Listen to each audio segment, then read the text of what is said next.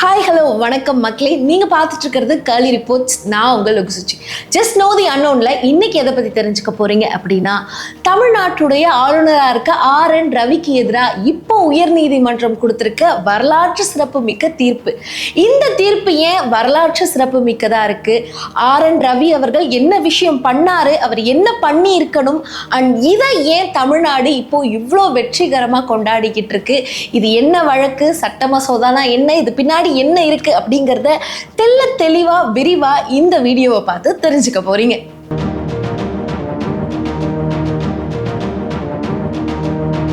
முதல்ல இது என்ன வழக்கு, அதாவது என்ன பிரச்சனை அப்படிங்கிறத நான் உங்களுக்கு சொல்கிறேன். சட்ட மசோதா அப்படிங்கிறது ஸ்டேட் கவர்மெண்ட்லேயும் சென்ட்ரல் கவர்மெண்ட்லேயும் முதல்ல ஒரு இடத்துல கொண்டு வர விஷயம். அதாவது ஸ்டேட் கவர்மெண்ட்டாக இருந்தீங்க அப்படின்னா சட்டமன்றத்தில் சட்ட மசோதாவை முதல்ல இயற்றுவாங்க.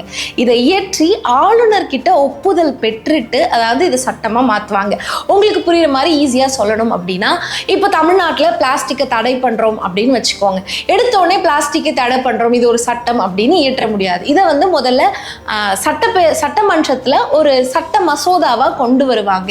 இதுக்கு ஆளுநர் ஒப்புதல் கொடுத்த பிறகு இதை பத்தி ஏகப்பட்ட டிஸ்கஷன் போகும். இதை கொண்டு வரலாமா வேண்டாமா, இந்த சட்டம் என்ன மாதிரி அப்படின்ற மாதிரிலாம் டிஸ்கஷன் போய் அதன் பிறகு அந்த சட்டம் எந்த அளவு நடைமுறைப்படுத்தினா அது சரியா வரும் அப்படிங்கிற மாதிரி அந்த சட்டத்தை நடைமுறைப்படுத்துவாங்க. பட் அது சட்டமா வர்றதுக்கு முன்னாடி அதை நம்ம சட்ட மசோதா அப்படின்னு சொல்லுவோம். ஸோ இதுதான் இந்த சட்ட மசோதா அப்படிங்கிறது. ஸோ இப்போ இது எல்லாமே ஆளுநர்கிட்ட ஒப்புதலுக்கு போகும். அதாவது எந்த சட்டம் ஏற்றத்துக்கு முன்னாடியும் சட்ட மசோதான்னு ஒன்று இருக்கு இல்லையா, அது எல்லாமே ஆளுநருடைய ஒப்புதலுக்கு போகும். ஆக்சுவலா ஆளுநராக இருக்கிறவங்க என்ன பண்ணணும் அப்படின்னா, இப்படி ஒரு சட்ட மசோதாவை எடுத்துட்டு வராங்க அப்படின்னா, இதுல இது ப்ராப்ளமா இருக்கு, இந்த மாதிரி நீங்க இதை கோட் பண்ணிருக்கீங்க, இதை மாத்துங்க அப்படின்னு சொல்லி திருப்பியும் சட்டமன்றத்துக்கு அதை அனுப்புவாங்க. ஸோ அவங்க ஒரு கரெக்ஷனை சொல்லி, அதை நீங்க கேட்டதை நாங்கள் இது இப்படிதான் அது அப்படிதான் அவங்க எக்ஸ்பிளைன் பண்ணி அவங்க சொன்ன ஒரு கரெக்ஷனையும் ரீடூ பண்ணியோ என்னவோ அதை திருப்பி அனுப்பிச்சாங்க அப்படின்னா, அதன் பிறகு ஆளுநராக இருக்கக்கூடியவங்க ஒன்று அந்த சட்ட மசோதாவுக்கு ஒப்புதல் கொடுக்கணும். சரி, ஓகே, நீங்கள் ரெண்டாவது வாட்டி அது வந்துருச்சு, நான் ஒப்புதல் கொடுக்குறேன் அப்படின்னு சொல்லி ஒப்புதல் கொடுக்கணும். அப்படி இல்லை அப்படின்னா குடியரசுத் தலைவருக்கு இந்த ஒரு சட்ட மசோதாவை ஃபார்வர்ட் பண்ணிடணும். இந்த மாதிரி தமிழ்நாட்டில் இப்படி ஒன்று கொடுக்குறாங்க, என்னால் இதுக்கு ஒப்புதல் கொடுக்க முடியல, நீங்கள் உங்களோட சைடில் என்ன பண்ணணுமோ பார்த்து பண்ணுங்க அப்படின்னு குடியரசுத் தலைவர்கிட்ட கொடுத்துட்டா அவங்க அது என்ன அப்படின்றத மாதிரி பார்த்து அதுக்கு ஒப்புதல் கொடுப்பாங்க. இதுதான் ஜென்ரலாக நடக்கக்கூடிய விஷயம். பட் இப்போ இங்கே ஆளுநராக இருக்கக்கூடிய RN ரவி அவர்கள் என்ன பண்ணியிருக்காரு அப்படின்னா, ஒரு சட்ட மசோதாவும் ஆளுநர் RN ரவி அவர்கிட்ட வரும்பொழுது அப்படியே நிறுத்தி வைக்கப்படுது. அதாவது முதல்ல அவர்கிட்ட போது அதில் ஒரு சில கரெக்ஷன் சொல்கிறாரு, சரி ஓகே அப்படின்னு இவங்க அந்த கரெக்ஷனை பண்ணி அதை அதுக்கேற்ற மாதிரி மாற்றி அனுப்புகிறாங்க. இல்லை அதே சட்ட மசோதா இல்லை எங்களுக்கு இது இந்த மாதிரி தான் வேணும் அப்படிங்கிற மாதிரி வேறு சில விஷயத்த ஆளுநருக்கு அனுப்புகிறாங்க. பட் அதை அவர் என்ன பண்ணியிருக்கணும் அப்படின்னா, ஆஸ்பர்லா அதை அவர் ஜனாதிபதிக்கு, குடியரசுத் தலைவர் அவங்களுக்கு அனுப்பியிருக்கணும். இப்போ இருக்கக்கூடிய திரௌபதி முர்மு அவங்களுக்கு அனுப்பியிருக்கணும். பட் ஆளுநர் RN ரவி அவர்கள் இந்த பிரச்சனை இப்போ சில மாதங்களாக நடக்கிறது கிடையாது. அதாவது DMK ஆளும் கட்சியாக மாறினதுலேருந்து அதுக்கு முன்னாடி ADMK கிட்டேயே இந்த மாதிரி ஒரு சில மசோதாக்கள் தயங்கி தடுங்கி நின்றுருக்கு அப்படின்னு சொல்லணும் ஆளுநர் RN ரவி அவர்கள்கிட்ட. ஸோ அப்படி இருக்கும் பொழுது தான் இவர் அதை ஜனாதிபதி அவங்களுக்கும் ஃபார்வர்ட் பண்ணாம ரெண்டாவது முறை சட்ட மசோதா, அதாவது முதல்ல ஒரு ஒப்புதலுக்கு போது, அப்போ ஒரு ஒப்புதல் வழங்கல, ஒரு சம் கரெக்ஷன் சொல்றாரு, திருப்பியும் அது ரெண்டாவது முறை வருது, ரெண்டாவது முறை அவர் அதுக்கு எந்த பதிலுமே சொல்லாம அது அப்படியே கிடப்புல கிடக்கு.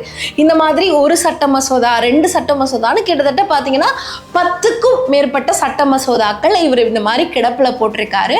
அண்ட் அதையும் தாண்டி ஒரு சில மசோதாக்கள் ஜனாதிபதி கிட்டையும் ஃபார்வர்ட் பண்ணியிருக்காங்க. எல்லாமே இவங்களே இப்படி போட்டுட்டாங்களான்னா கிடையாது. ஒரு சில சட்ட மசோதாக்கள் குடியரசுத் தலைவர் வரைக்கும் போய் அவங்க அதுக்கு அனுமதியும் மறுத்திருக்காங்க, இல்லை இந்த சட்ட மசோதாவை நிறைவேற்ற முடியாது அப்படின்னு.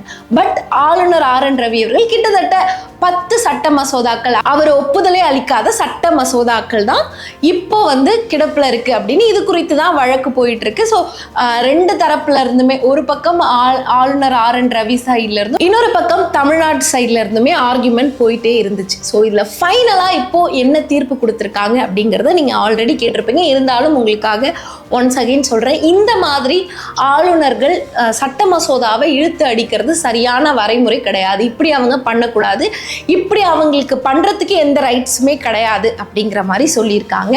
அண்ட் அதனோட கூடவே ஆளுநர்கள் இப்படி சட்ட மசோதா வந்தால் என்னென்னலாம் பண்ணணும் அப்படிங்கிறத ரொம்ப தெளிவாக கொடுத்துருக்காங்க. அந்த ஜட்ஜ்மெண்ட்டில் இருந்ததை நான் உங்களுக்கு ஒன்ஸ் அகெயின் படித்து காட்டுறேன்.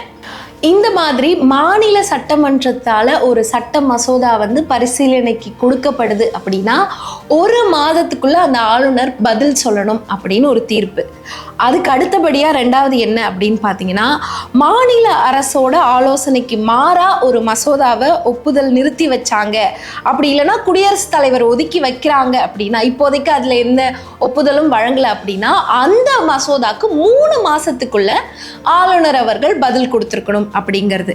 அண்ட் இதுக்கு அடுத்தபடியாக ரொம்ப முக்கியமாக பார்த்தீங்க அப்படின்னா, ஒப்புதல் அளிக்காமல் நிறுத்தி வச்சுட்டு அமைச்சரவையோட ஆலோசனையோட ஜனாதிபதிக்கு ஒரு மனுவை அனுப்பணும், அதாவது அவங்களுக்கு ஃபார்வர்ட் பண்ணணும் அப்படின்னா அதையும் 1 மாதத்துக்குள்ளே பண்ணணும் அப்படிங்கிற இந்த 3 முக்கியமான விஷயங்களை இப்போ இந்த உயர்நீதிமன்றத்தோட ஜட்ஜ்மெண்ட்டில் சொல்லியிருக்காங்க. அண்ட் இது ஏன் ரொம்ப முக்கியமான, அந்த வரலாற்று சிறப்பு மிக்க தமிழ்நாட்டுக்கே கிடைச்ச வெற்றி அப்படின்லாம் இந்த 3 முக்கியமான விஷயத்தை தான் சொல்கிறாங்க. அதாவது நான் ஆல்ரெடி உங்களுக்கு சட்ட மசோதானா என்னன்னு சொன்னேன், அதுக்கு ஆளுநர் ஒப்புதல் கொடுக்கணும். ஸோ இப்போது ஆளுநர் RN ரவியை பொறுத்த வரைக்கும் அதை இப்படி இழுத்து அடிச்சிட்டு இருந்தார். ஸோ அவருக்கு எதிரான தீர்ப்பு என்ன கொடுத்துருக்காங்க அப்படின்னா, அவர் எந்தெந்த சட்ட மசோதாக்கள்லாம் ஒப்புதல் அளிக்காமல் வச்சுருந்தாரோ அந்த 10 சட்ட மசோதாக்களுக்கும் ஒப்புதல் அளிக்கிற மாதிரி தீர்ப்பை கொடுத்துட்டாங்க. அண்ட் அது மட்டும் இல்லாமல் ஜனாதிபதி ஒப்புதல் அளிக்காத ஒரு சில அந்த சட்ட மசோதாவையும் மறுபரிசீலனை பண்ணுறோம் அப்படிங்கிற மாதிரி சொல்லிட்டாங்க. அண்ட் இப்போ அதை தொடர்ந்து தான் இந்த 3 இம்பார்ட்டண்டான விஷயம் நான் சொன்னேன் இல்லையா, 1 மாதத்துக்குள்ளே பதில் அளிக்கணும். இப்போ ஜனாதிபதி அவர்களுக்கு ஃபார்வர்ட் ஆகுது அப்படின்னா அதுக்கு 3 மாதத்துக்குள்ளே பதில் சொல்லணும். அதாவது அவங்களுக்கு அதை ஃபார்வர்ட் பண்ணுற ஸ்டேஜில் இருக்குன்னா 3 மாதத்துக்குள்ளே அதை பண்ணணும். ஆனால் அதெல்லாம் தாண்டி அமைச்சரவையோட ஆலோசனையின் பேரில் அது ஜனாதிபதி அவர்களுக்கு ஃபார்வர்ட் பண்ணுற ஸ்டேஜில் இருக்குன்னா அதையும் ஆளுநர் அவர்கள் 1 மாதத்துக்குள்ளே பண்ணியிருக்கணும் அப்படின்ற இந்த 3 இம்பார்ட்டண்டான பாயிண்ட்டை சொல்லியிருக்காங்க. ஸோ இது ஏன் நான் ஆல்ரெடி சொன்ன மாதிரி வரலாற்று சிறப்பு மிக்க விஷயம் அப்படின்னா, ஆளுநர் அப்படின்னு எடுத்துக்கிட்டாலே அவங்களுக்கு ஒரு சில பொறுப்புகள் கொடுக்கப்பட்டாலும் அவங்களுக்கு கொடுத்த பொறுப்புகளை, அவங்களுக்கு கொடுத்த அதிகாரங்களை அவங்க சரியாக அதை யூஸ் பண்ணிக்கிட்டே வரணும். அண்ட் இந்த இடத்துல என்ன ப்ராப்ளம் அப்படின்னா, சென்ட்ரல் கவர்மெண்ட் ஸ்டேட் கவர்மெண்ட் அப்படிங்கிறதா. சென்ட்ரல் கவர்மெண்ட் 2 இடங்கள்லையுமே ஸ்டேட் கவர்மெண்ட்டும் சென்ட்ரல் கவர்மெண்ட்டும் ஒரே ஆளும் கட்சியாக இருக்குன்னா பிரச்சனை இல்லை. இப்போ பிஜேபியே இருக்குது அப்படின்னு எடுத்துக்கிட்டிங்கன்னா, இப்போ குஜராத்தில் பிஜேபி இருக்குது அண்ட் அதே மாதிரி சென்ட்ரல்லையும் பிஜேபி இருக்குது அப்படின்னா இந்த இடத்துல பிரச்சனையே கிடையாது. பட் ஸ்டேட்டில் இப்போ நம்ம மாநிலத்தில் இருக்க மாதிரி டிஎம்கே இருக்குது அண்ட் ஆப்போசிட்டில் இருக்கக்கூடிய சென்ட்ரல் கவர்மெண்ட்டாக பிஜேபி இருக்குது அப்படின்னு இருக்கும் பொழுது அந்த BJP government central government appointment பண்ணுற ஆளுநர் தான் கவர்னர். ஸோ அவங்க முழுக்க சென்ட்ரல் கவர்மெண்ட்டுக்கு சப்போர்ட்டடாக இருக்க ட்ரை பண்ணும்பொழுது இந்த இடத்துல ஸ்டேட் கவர்மெண்ட்டில் இருக்கக்கூடிய டிஎம்கேவோ எந்த கட்சியோ பாதிக்கப்படுது. அண்ட் மோஸ்ட்டாக ஆளுநர்களுக்கு கொடுத்துருக்க அதிகாரங்கள் அவங்க கொடுத்த மாதிரி செய்யறதுக்கு தான் இருக்குது. அவங்களுக்கு வரைமுறைக்கு உட்பட்ட விஷயங்களை தான் செய்ய முடியுமே தவிர அரசியல் ரீதியாக அவங்க எந்த ஒரு பாயிண்ட்டையோ எந்த ஒரு விஷயத்தையோ பண்ண முடியாது. பட் ஆளுநர் RN ரவி அவர்கள் அரசியல் ரீதியாக இந்த விஷயத்தை, ஏன்னா இப்போ இந்த எஸ்பெஷலி இந்த சட்ட மசோதாவில் எல்லா மசோதாக்கள்லையுமே ரொம்ப முக்கியமாக துணைவேந்தர்கள், நிறைய பல்கலைக்கழகங்களில் துணைவேந்தர்களை நியமிக்கிற பொறுப்புல இருந்து ஆளுநர் அவர்களை ஒதுக்கி வைக்கணும் அப்படிங்கிற மாதிரி தான் நிறைய சட்ட மசோதாக்கள் வருது. ஸோ இதில் ஆளுநர் அவர்கள் தலையிட்டு இந்த மாதிரி ஒரு சட்ட மசோதாவை நிறைவேற்றக்கூடாது அப்படிங்கிறதுக்காக தான் எல்லாத்தையுமே அவர் கிடப்பிலே போட்டு வச்சிருந்தாரு. அண்ட் இதை பற்றி இன்னொரு கேஸுமே ஆல்ரெடி போயிட்டு இருந்துச்சு. அண்ட் அந்த கேஸில் என்ன சொல்லியிருந்தார் அப்படின்னா, சட்ட மசோதாக்கள் ஆளுநர் அது ஒரு ஸ்டேஜுக்கு மேலே எடுத்துகிட்டு போகல அப்படின்னா அந்த சட்ட மசோதாக்கள் இறந்துருதா வச்சிடலாம் அப்படின்ற மாதிரி சொல்லிட்டு இருந்தாங்க.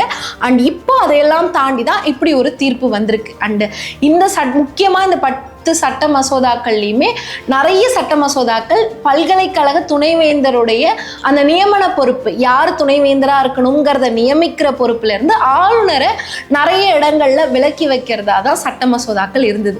அதுதான் ஆளுநர் RN ரவி அவர்கள் எல்லாத்துக்கும் ஒப்புதல் அளிக்காம இருந்ததுக்கான காரணமும். ஸோ இப்போ இதையெல்லாம் தாண்டி தான் இப்படி ஒரு ஜட்ஜ்மெண்ட் வந்திருக்கு.